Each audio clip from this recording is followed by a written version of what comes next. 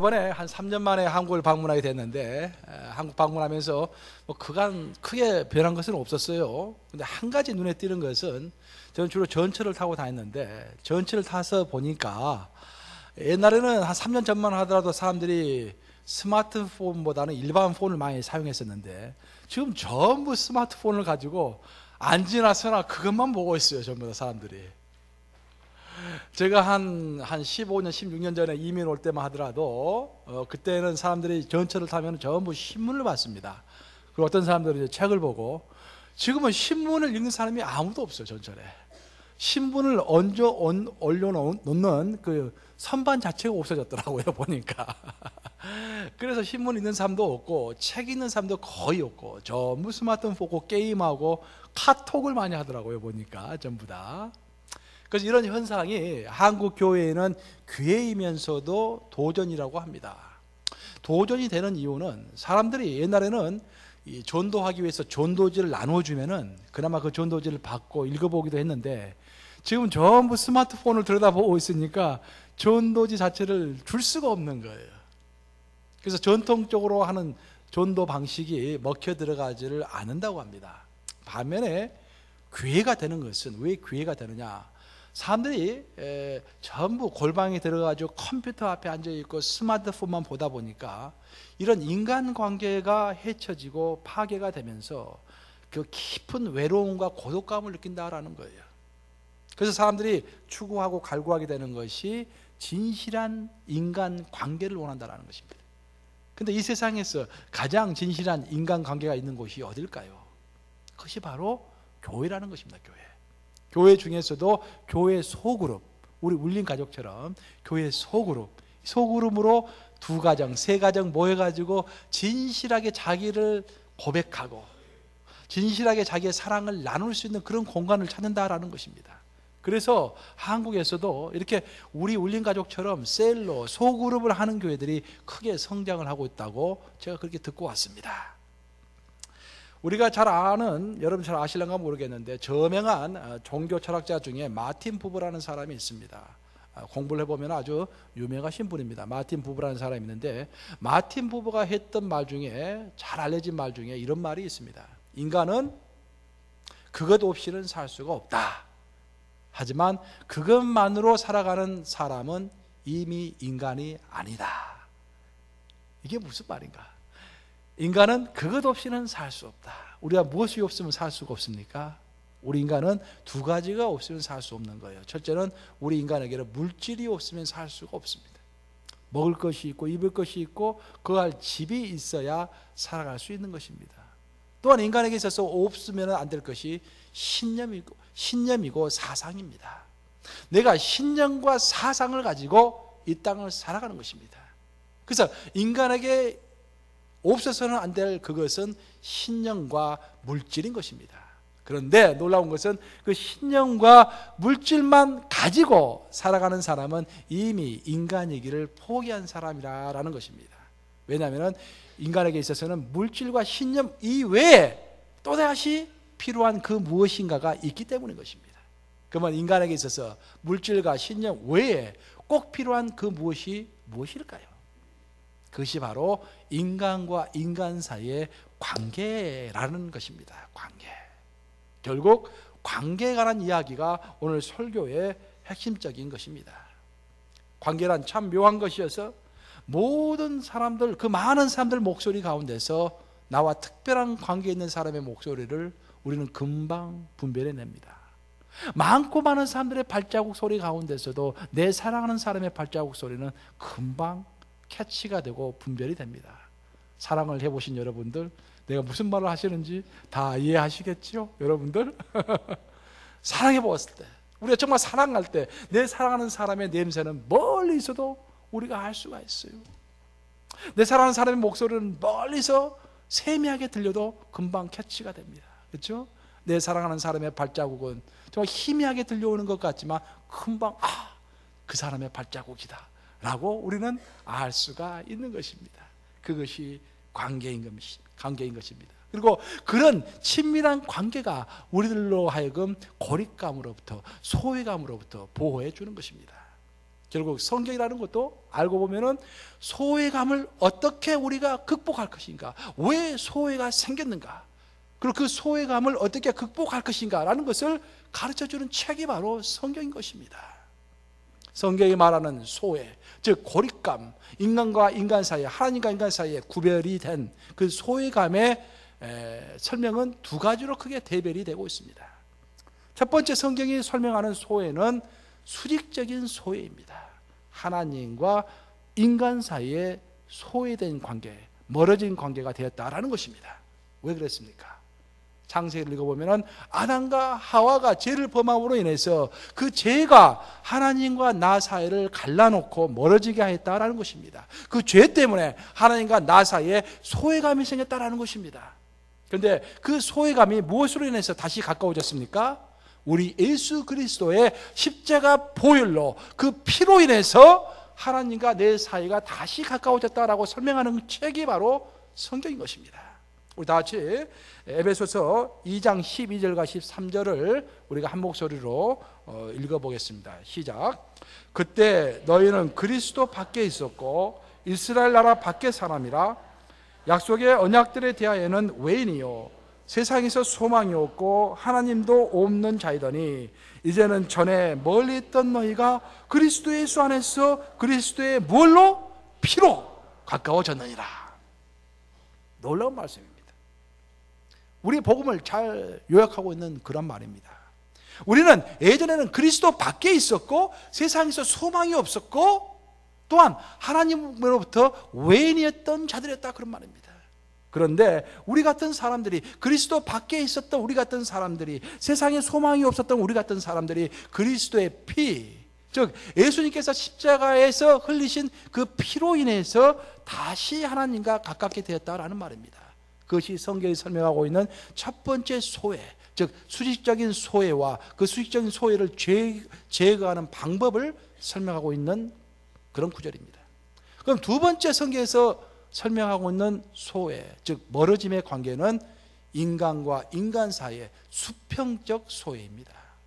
우리 인간은 죄로 인해서 하나님과 나 사이가 멀어졌을 뿐만 아니라 우리 인간의 죄로 인해서 나와 내 이웃, 인간과 인간 사이가 또한 멀어지게 된 것입니다. 우리는 그 죄 때문에 서로 질시하고 질목하고 전쟁하고 비교하고 하는 나쁜 그런 습성들이 생기게 된 것입니다. 그런데 이 수평적 소외의 문제도 역시 그리스도의 죽음을 통해서 해결되었다고 성경은 선포합니다. 우리 다 같이 스크린을 보고서 에베소서 2장 14절과 15절을 한 목소리로 읽겠습니다. 시작. 그는 우리의 합평이신지라 둘로 하나를 만드사 원수된 것 곧 중간에 막힌 담을 자기 육체로 하시고 법조문으로 된 계명의 율법을 폐하셨으니 이는 이 둘로 자기 안에서 한 새 사람을 지어 화평하게 하시고.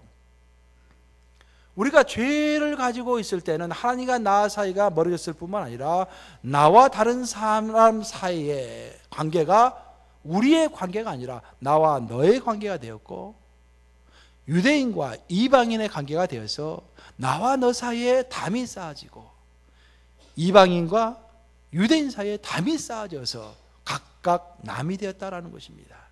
그런데 우리가 예수 그리스도의 보혈로 인하여서 그 피를 우리에게 적셨을 때 나와 너 사이에 가로막혀져 있는 담이 허물어지고 이방인과 유대인 사이에 가로막힌 담이 허물어지게 되었다라는 그런 말입니다. 그리고 이 담이 무너지면서 생기게 된 공동체가 하나가 있는데 그 공동체가 바로 교회라는 공동체인 것입니다. 결국 교회가 생기게 된 그런 신학적인 백그라운드를 본다면은 나와 너 사이의 관계의 담이 무너졌기 때문에 또 이방인과 유대인의 관계 사이에 있었던 담이 무너지고 남자와 여자 사이에 있었던 담이 무너지고 해방자와 또한 종의 관계 사이에 맺어져 있던 담이 무너져 있기 때문에 모든 것이 무너져서 차별과 소외가 없는 하나의 공동체가 되었는데 그 차별과 소외가 없는 공동체가 바로 교회다라는 것입니다. 그래서 교회의 깊은 뜻 중에 하나는 차별과 소외가 없는 담이 없는 하나된 공동체, 더 나아가서는 사랑의 띠로 엮어지는 공동체가 바로 교회인 것입니다. 성경에서 교회를 설명할 때 가장 핵심적으로 설명하고 있는 것 중에 하나가 띠라는 개념입니다. 띠가 뭡니까 여러분? 제가 여기 허리띠를 메고 있는데 띠를 매는 거, 허리띠 같은 띠 매야만이 바지가 안 내려가죠. 띠에 띠. 근데 이런 허리띠가 아니라 무슨 띠? 사랑의 띠로 딱 묶어놓은 관계가 교회라는 것입니다. 이것을 오늘 저는 여러분과 함께 더 깊게 나누고자 하는 것입니다. 우리가 교회를 이해하려면 그 띠라는 개념을 잘 이해해야 합니다. 교회 안에서 신앙생활은 결국 사랑의 띠로 연결된 관계입니다. 그러면 사랑의 띠라는 개념이, 그 단어가 우리에게 설명하는 개념은 무엇인가? 첫째로 우리들의 신앙생활은 나 혼자만 달려갈 수 있는 길이 아니다라는 것입니다. 여러분들, 우리가 이제 체육대 가면은 게임 같은 거 많이 하죠. 가장 많이 하는 게임 중에 하나가 뭡니까? 서로 두 사람의 다리를 딱 묶어가지고 어른과 아이를 딱 발로 묶어가지고 아빠와 딸, 엄마와 작은 아들 해가지고 묶어놓으면 어떻습니까? 아빠가 아무리 잘 달려도 어린 꼬마가 달리지를 못하면 그 갈 수가 없는 거 아니겠습니까? 그게 바로 교회가 사랑의 띠로 이끌어졌다라는 개념인 것입니다. 교회는 결코 혼자 갈 수 없는 곳입니다. 담임 목사가 아무리 똑똑해도, 장로님이 아무리 능력이 있어도, 우리 권사님이 아무리 열심히 있어도, 우리 집사님이 아무리 친절해도 그 소수의 사람만 가지고 갈 수 없는 것이 교회인 것입니다. 어떤 사람들은 교회는 20%의 사람이 인도한다고 하지만 그것은 사실일지는 모르지만 그 20%의 사람은 80%의 사람을 격려해서 함께 가는 것이 교회인 것입니다. 그것이 사랑의 띠로 엮어진 교회의 개념인 것입니다. 교회는 결코 혼자 갈 수 없기 때문에 우리 뉴욕 감리교회도 사랑의 띠로 함께 엮어져 있기 때문에 그 띠로 다 묶어서 따라오지 못하는 사람들을 자꾸 격려하고 좀 늦어지더라도 천천히 함께 가는 것, 그것이 사랑의 띠로 엮어진 교회의 개념인 것입니다. 여러분 등산 좋아하십니까? 저는 등산을 좋아해서 미국 와서는 등산을 많이 못 갔어요. 한국에 있을 때는 거의 매주 등산을 갔던 것 같아요. 근데 등산에서 큰 암벽을 탈 때 그때는 친구들이 다 올라가면서 제가 암벽까지는 타지 않았습니다. 근데 보통 보면 암벽을 탈 때 친구들이 암벽을 타면서 5명이 한꺼번에 올라가면은 그 5명이 줄로 그 서로의 허리를 다 묶습니다. 5명이. 그럼 왜 5명이 다 허리를 한꺼번에 묶어서 올라갈까요? 암벽을. 5명이 암벽으로 올라가다가 한 명이 실수해가지고 떨어질 수 있잖아요.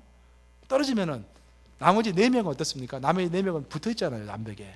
붙어 있으니까 한 명이 떨어지더라도 4명이 붙어 있기 때문에 그 4명에 붙어 있는 힘으로 한 명이 살아날 수가 있는 것입니다. 그것이 바로 교회인 것입니다. 교회가 무슨 새로운 변화를 하고 앞으로 전진해 나갈 때 모두 다 컨디션이 좋아서 따라오는 것은 아닙니다. 그렇죠? 한두 사람, 10여 명. 우리 지금 내가 한국에 가기 전에 2, 3주 전에 눈이 와가지고 눈이 좀만 오면은 한 2, 30명 교회 안 나오잖아요. 성도들이. 눈이 와가지고 또 독감이 이렇게 또 있으면 또 못 나오고, 경제적으로 또 힘들면 또 낙담이 돼가지고 몇십 명 또 빠지고 그렇지 않습니까? 그때 몇십 명이 빠진다 할지라도 나머지 남아있는 사람들이 딱 암벽을 붙잡고 있기 때문에 그 암벽에 붙어있는 사람들의 힘으로 다른 사람들이 아예 떨어지지 않고 구출될 수 있다라는 것입니다. 그것이 사랑의 띠로 엮어진 교회의 개념인 것입니다. 할렐루야. 아멘. 또 사랑의 띠로 엮어졌다라는 표현의 두 번째 의미는 우리는 모두 신앙의 동지들이라는 그런 뜻입니다. 군대 안 갔다 오신 분 잘 모르겠지만 군대에서 행군을 해보면요, 행군대회 같은 거 하지 않습니까? 행군을 하면은 아무리 우리 부대가 빨리 갔어도 단 한 명의 낙오자라도 있으면은 그것은 1등을 할 수가 없습니다. 아예 행군을 다 완료하지 못한 것으로 취급이 됩니다.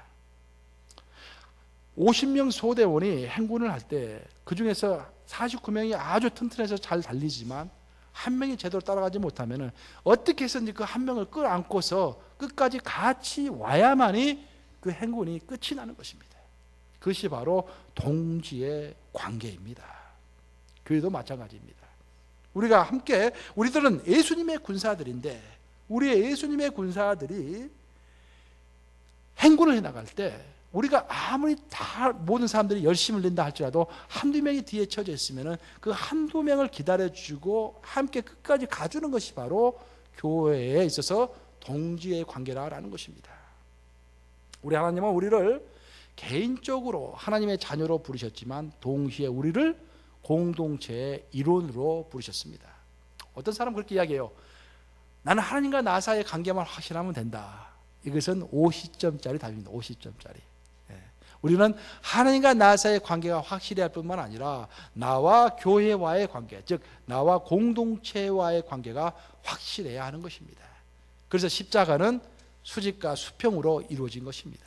수직이 의미하는 것은 나와 하나님의 사이의 관계, 수평이 의미하는 것은 나와 다른 사람의 관계, 그 공동체의 관계인 것입니다.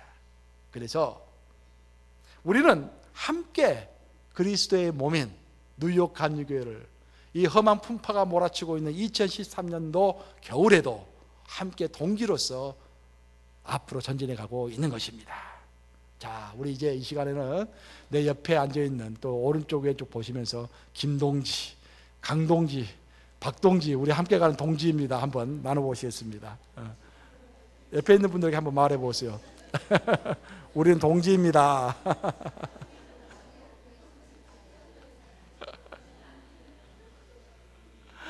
우리는 뉴욕 감리교회의 동지인 거예요. 끝까지 길을 함께 가는 동지인 것입니다. 그럼 동지의식이 있어야 한다는 것입니다. 현재 여러분들이 제대로 된 동지의식을 가지고 있는지 가지고 있지 않은지를 스스로 점검해 보려면 이걸 한번 스스로에게 물어보면 돼요. 내가 다른 사람의 삶에 대해서 얼마나 많은 관심을 가지고 있는가. 그것이 나의 동지의식을 측정하는 척도입니다.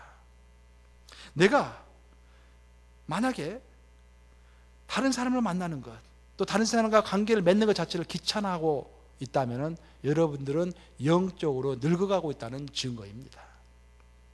세상에서 늙어간다는 말은 나이가 먹을 때 우리는 늙어간다고 그러죠. 세상에서는. 그렇지만 영의 세계에서는 좀 다릅니다. 나이하고는 상관이 없어요. 영의 세계에서는. 영의 세계에서 늙어간다는 것은 다른 영혼에 관한 관심이 쇠퇴해갈 때 그때 우리는 늙어간다라는 표현을 쓰는 것입니다. 생각해 보시기 바랍니다. 누가 나에게 기도를 부탁했는데 극히 비상적으로 기도해 줄 뿐만 아니라 기도 부탁을 받는 것 자체가 귀찮아진다. 다른 사람과 관계를 맺는 것도 귀찮다. 남의 아픔과 기쁨이 남의 아픔과 기쁨의 마음이 전혀 느껴지지 않는다. 그저 무관심으로 귀찮아질 뿐이다. 그래서 다른 사람을 위해서 내 인생을 투자하기도 싫고 모든 것이 그냥 귀찮다라고 생각하신다면 여러분은 지금 영적으로 급속도로 나이가 들어가고 있는 것입니다. 스스로 평가해 보아야 돼요. 자, 이제 생각해 보시기 바랍니다. 여러분은 영적으로 젊은 사람인 것 같습니까? 영적으로 늙은 사람인 것 같습니까? 나이가 100세가 되어도 영적으로 젊은 사람이 있고 나이가 30세, 40세여도 영적으로 늙은이가 된 사람들이 있습니다. 우리 영의 세계에서는 육체의 나이가 많고 적음이 문제가 전혀 될 것이 없습니다. 우리 죽으면은 하나님 앞에 서고 천국으로 갈 것이기 때문에 나이가 많다는 것은 전혀 문제될 것이 없고 죽는 것도 문제될 것이 없어요. 그렇죠? 사도 바울이 뭐라고 그랬습니까? 나에게는 죽는 것이 유익이라고 그랬어요. 왜냐하면 죽는 동시에 하나님 앞으로 가서 영원한 천국을 누릴 것이기 때문에 나에게는 죽는 것이 유익이라고 하였어요. 그렇죠? 죽지 않고 내가 이 땅에서 살아있는 이유는 아직도 예수 그리스도를 모르는 자들에게 복음을 전파하고 그리스도를 알지만 영적으로 어린 자들을 훈련해서 더 성숙한 자로 만들기 위해서 내가 이 땅에 있다고 했을 뿐입니다. 그래서 우리 기도인에 있어서 나이가 먹고 육체가 후패해진다는 것은 문제될 것이 아무것도 없습니다. 하지만 진실로 우리가 염려해야 할 것은 내가 육체가 젊음에도 불구하고 다른 영혼에 관한 관심이 없어지고 모든 일에 있어서 귀찮아지고 그런 관여하기 싫고 무관심해진다면 바로 나의 영혼이 나이가 들어가고 후패해가고 있기 때문에 그런 것들을 염려해야 하는 것입니다. 우리가 진정으로 교회 안에서 사랑이 띠로 이어진다면 우리는 서로가 서로에게 그 어떤 부탁도 할 수 있고 또 그 어떤 죄의 고백도 할 수 있는 놀라운 현상이 나타나는데, 그것이 바로 우리 교회의 소그룹인 울린 가족의 목표입니다. 우리 울린 가족의 목표는 교회의 목표를 성취하는 것입니다. 그럼 교회의 목표는 뭔가? 교회의 목표는 우리가 공동체로 모여가지고 그 어떤 어려운 부탁도 쉽게 할 수 있고 그 어떤 죄의 고백도 쉽게 할 수 있는 것, 그것이 교회의 목표이고 공동체의 목표인 것입니다. 그 공동체의 목표를, 교회의 목표를 제대로 성취하기 위해서 우리는 쇠린, 울린 가족을 만든 것입니다. 그리고 오늘의 본문은 바로 이렇게 얼마나 쉽게 죄를 고백하고 얼마나 쉽게 부탁할 수 있는 공동체를 어떻게 만들 것인가 라는 것을 잘 설명하고 있는 대목입니다. 오늘 본문은 빌레몬서입니다. 빌레몬서는 1장, 2장, 3장이 없어요. 보시고 내가 아까 장을 써놓지 않으니까 목사님 장이 없어요 라고 하시는 분도 있는 것 같은데, 빌레몬서는 장이 없습니다. 한 장밖에 없으니까. 그래서 절밖에 없어요. 절밖에. 근데 왜 빌레몬서가 성경이 되었는가? 빌레몬서 한번 읽어보시기 바랍니다. 굉장히 내용이 평이에요. 로마서 읽어보면 뭐 웅장한 말씀들이 나오죠. 한 번 죽는 것은 사람에게 정하신 것이요, 그 후에는 심판이 있으니, 대단한 말 아닙니까? 또 요한복음을 읽어봐도 뭐 대단한 말이 나오고, 창세기를 읽어봐도 대단한 말이 나오는데, 빌레몬서를 읽어보면 별 말이 없어요. 그냥 평이한 말이에요. 아까 우리 본문도 읽었지만 별로 평이한 말입니다. 근데 왜 이런 빌레몬서가 성경이 되었는가? 사실 성경 정경 66권을 선택할 때 빌레몬서를 성경의 정경으로 포함시킬 것인지 말 것인지에 대해서 굉장히 논란이 많았습니다. 그 이유는 빌레몬서를 아무리 읽어봐도 뭐 기독교의 교리라든지 뭐 위대한 말 같은 것이 없기 때문입니다. 그런데 그러함에도 불구하고 빌레몬서가 하나님의 말씀으로 성경 66권 중에 한 권으로 딱 자리를 잡은 것입니다. 그럼 왜 빌레몬서가 성경 66권 중에 한 권으로 선택이 되었을까요? 그것은 빌레몬서야말로 인간과 인간, 믿는 자와 믿는 자 사이의 진실한 관계에 대해서 그 어느 책보다도 잘 감동적으로 설명하고 있기 때문에 빌레몬서가 바로 성경이 된 것입니다. 그 정도로 믿는 자와 믿는 자 사이의 진실한 관계가 중요한 것입니다. 빌레몬서를 읽어보면은, 빌레몬서에서 우리가 가장 감명을 받는 부분은 사도 바울이 빌레몬을 향해서 선포했던 자신의 관계에 관한 자신감입니다. 사도 바울은 빌레몬과 자신과의 관계에 대해서 자신감이 있었어요. 그럼 왜 자신감이 있었는가? 그 배경을 좀 알 필요가 있는데, 원래 사도 바울은 사도행전을 읽어보면은 1차, 2차, 3차 선교 여행을 했고 나중에는 4차 선교 여행까지 하게 됩니다.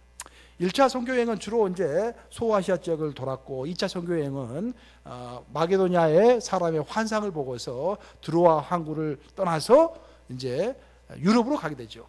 그리고 3차 전도 여행은 2차 전도 여행 때 갔었던 유럽 지역을 쭉 둘러보고 다시 소아시아에 있는 에베소로 돌아오게 됩니다. 그 에베소에서 사도 바울은 3년 반을 머물면서 두란노 소원에서 말씀을 전파합니다. 두란노 소원에서 말씀을 전파하고 있을 때 그 소아시아에 있는 지역 중에 하나가 골로새라는 지역이 있는데, 우리 성경에 보면 골로새서라고 나오죠. 그 골로새 지역에 있는데, 그 골로새 지역에서 지역 유지가 한 사람이 있었는데 그 사람의 이름이 바로 빌레몬인 것입니다. 빌레몬이 골로새 지역의 지역 유지였어요. 그래서 이 빌레몬이 비즈니스가 있어가지고 에베소에 들렸다가 사도 바울이 이 두란노 소원에서 말씀을 전파한다는 소리를 듣고서 그곳에 한번 가본 거예요. 거기서 사도 바울의 설교를 듣고서 감동받아서 예수님을 영접하게 되는 역사가 생긴 것입니다. 그리고 그 후에 사도 바울은 아시다시피 이제 잡혀가지고 로마 감옥에 갇히게 되고, 로마 감옥에 갇혀 있는데 사도 바울은 뭐 감옥에 있으나 식당에 있으나 집에 있으나 거리에 있으나 어디에 있으나 무엇을 했습니까? 항상 어디에 있든지 복음을 전파했죠. 복음을. 그래서 감옥에서도 복음을 전파한 거예요. 감옥에 딱 가보니까 또 다른 죄수가 있는 거야. 그래서 그 죄수에게 가서 복음을 전파했습니다. 근데 그 복음을 전파한 죄수가 바로 오네시모라는 종이었던 거예요. 그럼 오네시모가 누구인가? 알고 봤더니 오네시모는 빌레몬의 집에서 종으로 일했던 사람이었던 것입니다. 그 당시에 종은 어땠습니까? 지금 종이 없죠. 지금은. 그 당시에 종은, 하인은 주인이 죽으라면 죽어야 할 그런 운명에 처한 사람이었습니다. 하나의 물건으로 취급받는 사람이었어요. 근데 종이 도망을 치면은 즉각 사형입니다. 사형. 근데 오네시모는 도망을 쳤을 뿐만 아니라 그냥 도망한 게 아니라 빌레몬의 집에서 중요한 것들을 훔쳐가지고 도망을 친 거예요. 그래서 잡힌 것입니다.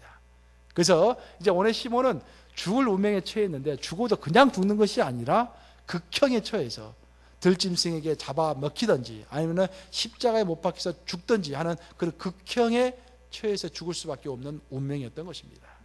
그런데 이 오네시모가 감옥에서 사도 바울을 만난 거예요. 그래서 사도 바울과 이야기를 하다 보니까 빌레몬의 종인 거예요. 그래서 사도 바울이 당장에 빌레몬에게 편지를 씁니다. 이것을 오네시모를 용서해라. 왜냐하면 이제는 옛날에는 너의 종이었지만 지금은 그리스도를 영접하고 너와 똑같은 형제가 되었기 때문에 이를 진실하게 용서해라라고 편지를 쓰고 있는 것입니다. 그러면 여기서 우리가 생각해 봐야 할 것은 사도 바울이 무엇을 근거로 해서 빌레몬에게 이렇게 큰 요구를 할 수 있었냐라는 것입니다.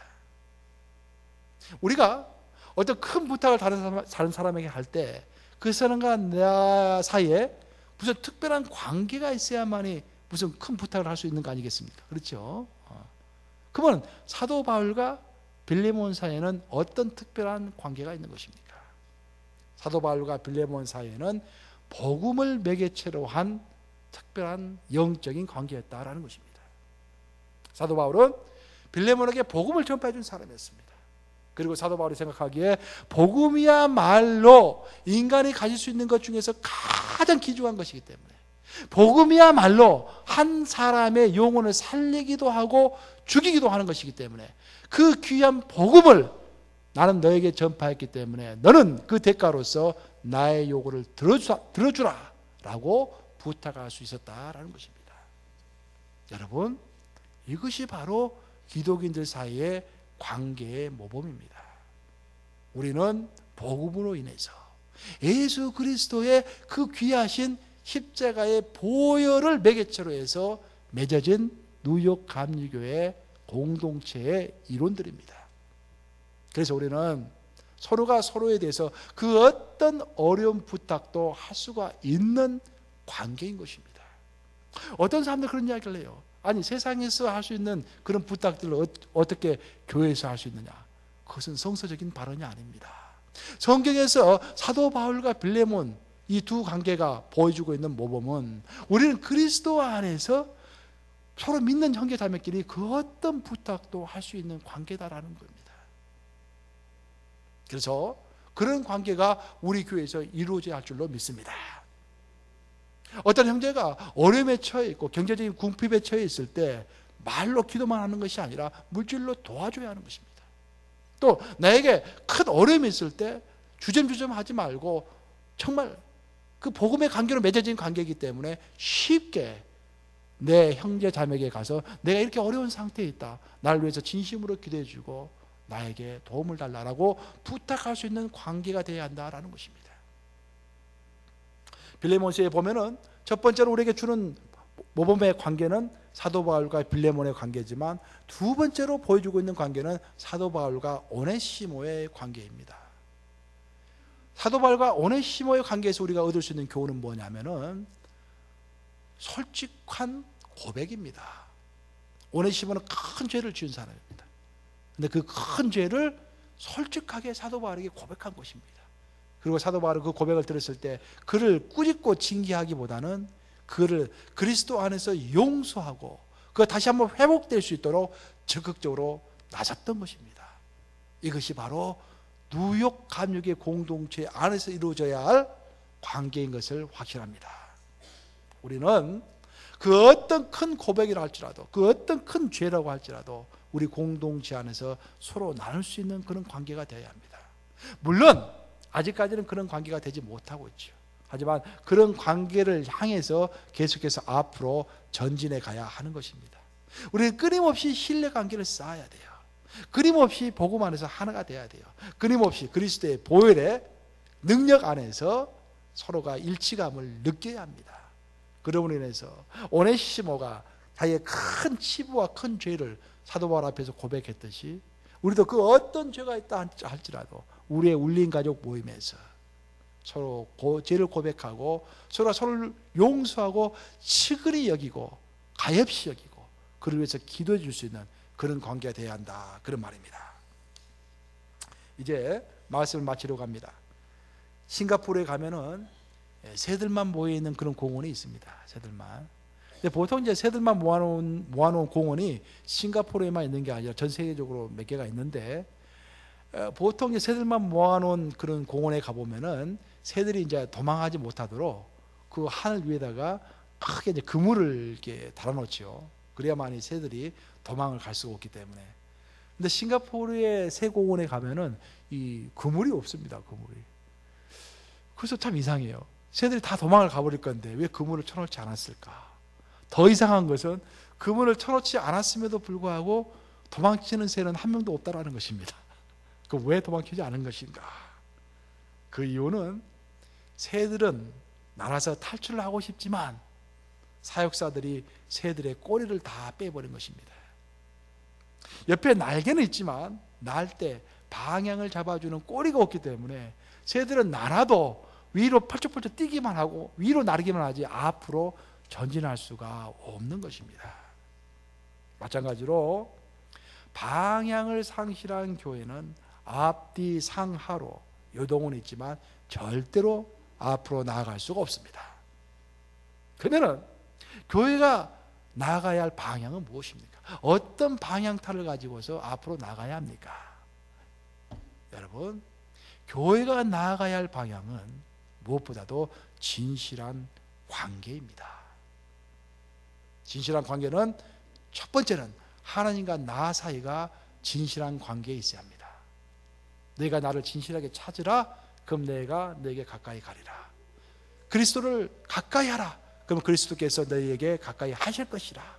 성경의 가르침 아닙니까? 하나님과 나 사이의 관계는 가식이 없어야 합니다. 진실해야 합니다. 솔직해야 합니다. 열정적으로 매달려야 합니다. 그때 하나님이 우리에게 찾아오시는 거예요.